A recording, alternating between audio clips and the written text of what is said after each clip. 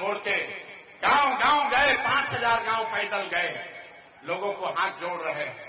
एक के बात बताओ नहीं, अरे भाई अगर आप अपना और अपने बच्चों का चिंता नहीं करोगे तो दुनिया में कोई नेता कोई दल आपके बच्चों की चिंता नहीं करेगा।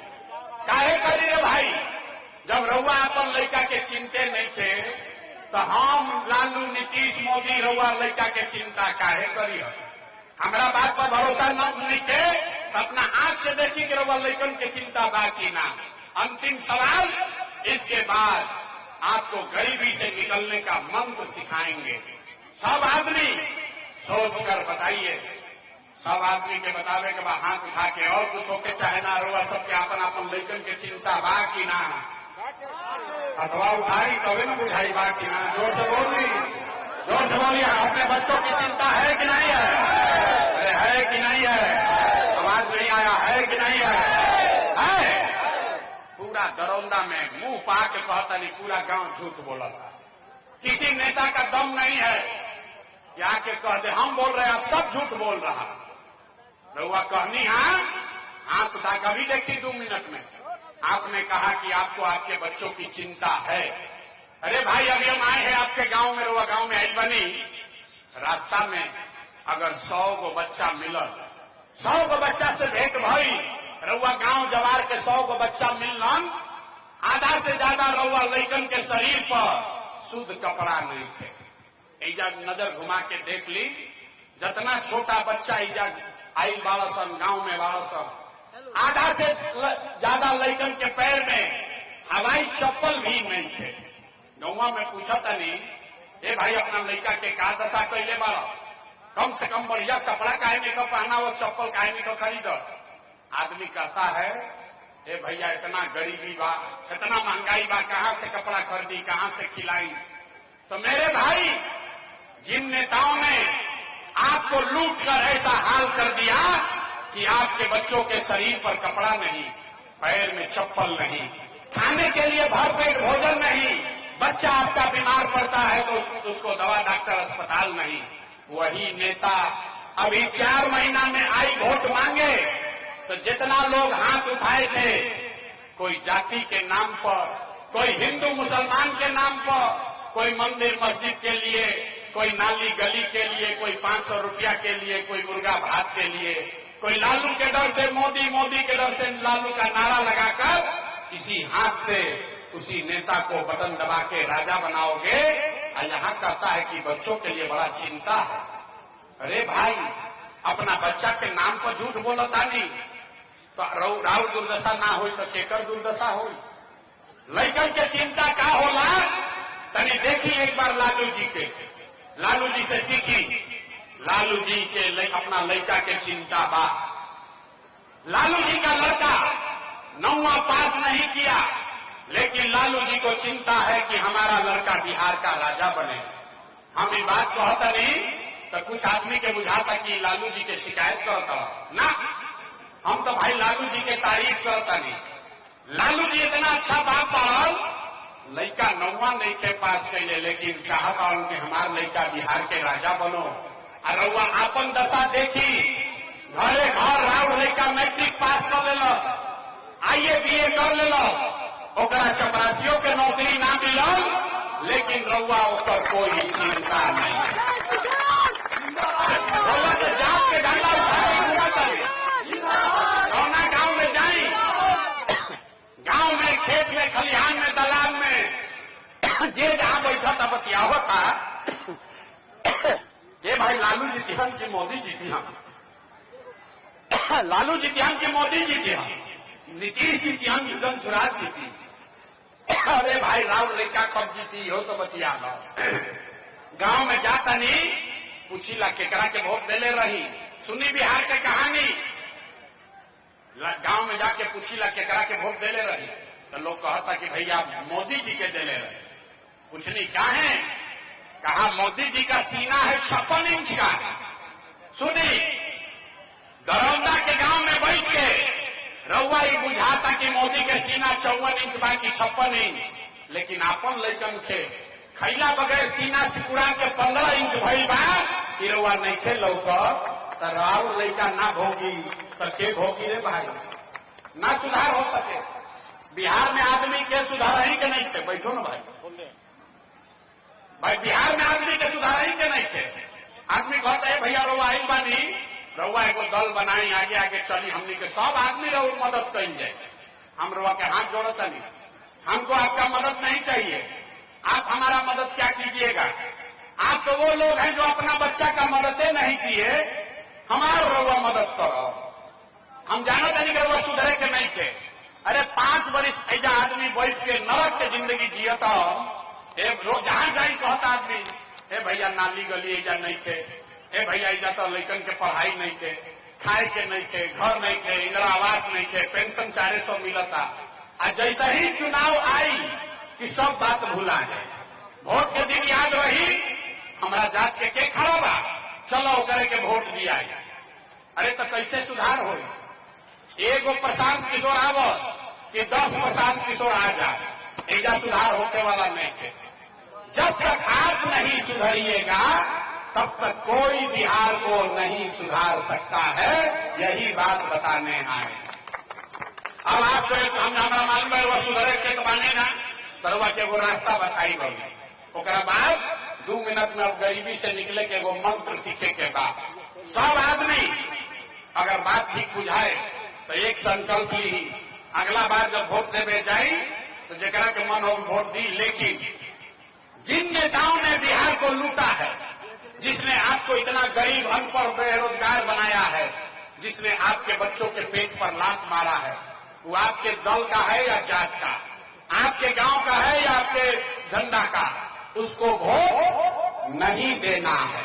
तो जरा जरा बतवा बुझा तक हाथ उठाई तो दोनों पीछे तक जवाब, पेड़ के नीचे बैठ के ठंडा खाता हूं, उनको हाथ उठावे के बाद और जोर से बोले के बाद, जिन नेताओं ने बिहार को लूटा है उसको वोट देना है कि नहीं देना है? वो ये देना है कि नहीं देना है? तो वह जात जो हुई हम तो दे कि ना दे? हिंदू मुसलमान करेगा तो दीजिएगा कि नहीं दीजिएगा? आके 2-2 रुपया बटी हम तो दे कि ना दे? 2000 रुपया दी तो वो ना दे? जोर से बोलिए, दीजिएगा कि नहीं दीजिएगा? नहीं दीजिएगा आदमी बड़ा। अरे भाई 2000 रुपया नेता लाके दी ही तो पैसा लेवे के बाद, काहे लेवे के बाद समझ ली। आप बताइए 5 वर्ष राशन कार्ड बनाने में पैसा लिया है कि नहीं लिया है? जोर से बोलिए, राशन कार्ड बनाने में घूस लागल बा कि नहीं के लागल? जाति प्रमाण पत्र बनाने में पैसा लगा है कि नहीं लगा है? थाना में FIR करे जाता नहीं तो पैसा घूस लागता कि नहीं के लागल? बिजली के बिल गलत आवता कि नहीं के आवता? घर घर गांव गांव शराब बेचाता कि नहीं के बेचा? सब महिला लोग बताइए, गाँव शराब बेचाता कि नहीं के बेचा? जोर से बोले के बाद शराब बेचाता कि नहीं के बेचा? बेचाता। अरे तो दाखिल खारिज करे में CO BDO लूट रहा है कि नहीं लूट रहा? तो आप ही का पैसा 5 वर्ष लूटा है, अब भोटवा के समय आके 1000 रुपया दी ही तो अपने पैसा बा ले लेवे के बाद। लेकिन लेला के बाद एक संकल्प, एक मंत्र, गरीबी से निकलने का मंत्र याद रखना है। इस बार जब वोट देने जाइए, जीवन में एक बार संकल्प लीजिए, इस बार वोट किसी नेता के लिए नहीं, जाति के लिए नहीं, धर्म के लिए नहीं, किसी दल के लिए नहीं, नाली गली के लिए नहीं, 5 किलो अनाज के लिए नहीं, हिंदू मुसलमान के लिए नहीं, लालू नीतीश मोदी प्रशांत किशोर के लिए नहीं। जीवन में एक बार वोट, इस बार वोट सिर्फ और सिर्फ अपने अपने बच्चों के लिए देना है, अपने बच्चों के पढ़ाई का रोजगार के लिए देना है।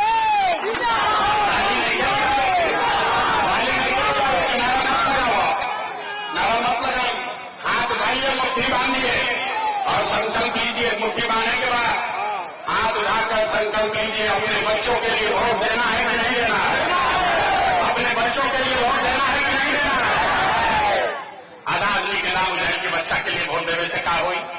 हम बताओ तनी का हुई? जादू देखी रउआ मोदी के चेहरा देख के वोट देनी तो चाय बेचे वाला मोदी देश के राजा हो गई। लोग आपने लालू का चेहरा देखकर वोट दिया तो भैंस चरावे वाला लालू यादव बिहार के 30 वर्ष से राजा बारो। आपने नीतीश का चेहरा देखकर वोट दिया तो बैग का लड़का नीतीश कुमार 20 वर्ष से बिहार का मुख्यमंत्री है। एक बार हमारा बात मानिए, एक बार अपने बच्चों का चेहरा देखकर वोट दीजिए। आपके हाथ में, आपके वोट में इतना ताकत है, आपका बच्चा भी बेरोजगार नहीं रहेगा। बुझा का बात, बुझा गए तो हाथ उठा के फिर से संकल्प ली। अब बताइए अपना घटी वोट देवे के बाद नहीं देवे के, अपने बच्चों के लिए कि अपने जात के लिए? तो जब वो ये जात खाती कि अपना लड़कन खाती ना, आवाज ना है, मुंह नहीं देख पाने आदमी ना सुधरिए नहीं जा, जोर से बोला, बच्चन खाती की जात खाती? अगर अपना बच्चों के लिए वोट दीजिएगा तो क्या होई? तो दिवाली छठ के बाद राउर गरीबी खत्म होके शुरू हो जाएगी। इस बार जब आप दिवाली और छठ मनाइएगा, अगर रुआ झूठा संकल्प नहीं ले ले तो अब की हाली जब दिवाली और छठ मनाई तो आपके जीवन का, बिहार के बदहाली का ये अंतिम दिवाली और छठ होने जा रहा है। अब जिसको ताली बजाना है बजा लो, कब बजाए, कब बताइए कि कैसे, जोर से बजाइए ताली, कब बजाएंगे, कब बताइए कि कैसे गरीबी खत्म हो। छठ के बाद क्या हुई? छठ के बाद जब ये जनता का राज बनेगा तो इसका पहला संकल्प है, नाली गली बने चाहे मत बने, स्कूल अस्पताल जब बनी तब देखल जाए, लेकिन साल भर के अंदर, याद रखी, साल भर के अंदर जितना राउर घर के सवांग बेटा भाई भतीजा लोग गई बा बहरी नौकरी मजदूरी करे, ओकरा जौन जौन लड़का लड़की पढ़ के जा बेरोजगार बैठल बा, ओकरा सरकारी नौकरी मिलो चाहे मत मिलो, लेकिन सभी के लिए कम से कम 10 से 12 हजार रुपया के रोजी रोजगार का व्यवस्था यही बिहार में साल भर के अंदर करके दे दिया जाए। होके के चाहिए, जोर से बोली, होके के चाहिए कि ना? क्या आदमी के मुंह में आवाज नहीं थे, जोर से बोला, होके के चाहिए कि ना? होके के चाहिए। प्रशांत किशोर के बेटा के तिलक नहीं थे, ऐसा से उठ के जाए के बाद और अपना अपना पति के बेटा के भाई के समान के बोले के बाद, ये बचवा अब की हाली दिवाली में छठ में जब घरे आईब, अब की हाली दिवाली और छठ में जब घरे आईब तो 10-12 हजार रुपया के रोजी रोजगार मजदूरी खाती और घर परिवार बिहार छोड़ के बाहर ना जाए के पड़ी। बुझा गई, बुझा गई, इसे राहत हो ना, सुविधा हो जाए ना। दूसरा बात, जिसका जिसका उम्र 60 वर्ष से ज्यादा है, रउआ घर में 60 वर्ष से ज्यादा उम्र के जो रहता, ओकरा के नीतीश कुमार देता 400 रुपया भीख जैसन पेंशन। तो तय भाई कि दिसंबर के बाद, छठ के बाद, दिसंबर महीना से, कार्तिक महीना से रउआ 400 रुपया के भीख ना, 1100 रुपया पेंशन ना, 2000 रुपया के, जेकर उम्र 60 वर्ष से ज्यादा बा, ओकरा 2000 रुपया के महीना का पेंशन सम्मान राशि के तौर पर दिया जाये। होके के चाहिए कि ना? होके के चाहिए। बुझा गई? हाथ उठा के बताई तो बुझाई कि ना? तो 10-12 हजार के रोजी रोजगार मिल जाये, बूढ़ आदमी के 2000 रुपया मिले लगी, उससे गरीबी थोड़े खत्म हो। गरीबी तब खत्म हुई जब राउर बाल बच्चा नात नाती पोता पोती पढ़ के बढ़िया अफसर बनी। तो ओकरा खातिर तय भई कि जब ये जनता के राज बनी तो गरीब के बच्चा को, अभी जाता सरकारी विद्यालय में लड़का राउर पढ़े तो पढ़त नहीं थे, खिचड़ी खैल घरे आ गए। तो तय भई कि दिसंबर महीना से जब तक सरकारी विद्यालय नहीं सुधरेगा, आप अपने बच्चा को, नाती पोता को प्राइवेट स्कूल, अंग्रेजी स्कूल में भेजिए और स्कूल भेजने का फीस और खर्चा सरकार की ओर से दिया जाएगा, ताकि गरीब से गरीब का बच्चा भी अंग्रेजी स्कूल में पढ़ सके। और भाई अपना लेकर का ताली तो बजा ला ताली, नीचे बजाओ, अपना लेकर का तालियों नीचे बजाओ, सुधार हो जाएगी। ये तीनों काम हो तो छठ के बाद जीवन बदली कि ना बदली? जोर से बोलिए, होगा, बदलेगा कि नहीं बदलेगा? तो सब पाठ पढ़ लेनी और परीक्षा देने के बारी बात सोच के बताई, 5 किलो अनाज चाहिए कि लड़कन खातिर रोजगार चाहिए? जोर से बोले तो परीक्षा में फेल नहीं क्या होके? 5 किलो अनाज चाहिए कि रोजगार चाहिए? अपना लड़कन खातिर पढ़ाई चाहिए कि जात चाहिए? जात चाहिए कि पढ़ाई चाहिए? लालू नीतीश मोदी के राज चाहिए कि जनता के राज चाहिए? जोर से बोलिए, जिसको लालू चाहिए लालू बोलो, मोदी चाहिए मोदी बोलिए, झूठ बोलिएगा पकड़ लेंगे। सोच सोच सोच के बोलिए। लालू नीतीश मोदी का राज की जनता का राज, लालू नीतीश मोदी का राज की जनता का राज। झूठ नहीं ना बोल रहे हैं? तो नीतीश कुमार रैयन की जय हो, जोर से बोलो, जितना महिला लोग हैं सबके बोले के बाद नीतीश कुमार रैयन की जय हो, नीतीश कुमार रैयन की जय हो, नीतीश कुमार रैयन की जय हो। अब मोदी आके कहिए कि नीतीश के वोट दे दो, तो दिया ही काहे ना दिया ही? अरे बड़ा पूर्वक आदमी है यार, समझो काहे नहीं दिलाएगा। अभी 2 मिनट में समझिए। जे मोदी के वोट दे लेगा भैया समझो, वोट बिहार के तो फैक्ट्री बिहार में लागे के चाहिए कि गुजरात में लागे के चाहिए? सबके बोले बमूरी में क्या हिलावे के? वोट बिहार के तो फैक्ट्री बिहार में लागे के चाहिए कि गुजरात में लागे के चाहिए? बिहार में कि गुजरात में? जोर से बोलिए, बिहार में कि गुजरात में? जोर से बोलिए, बिहार में कि गुजरात में? अब जितना लोग मोदी के वोट देने वाला देखे ओकरा मुंह कैसे सुखाई। जितना आदमी मोदी के वोट देने वाला जा मोदी मोदी मोदी मोदी करके अब सबके बोले के बाद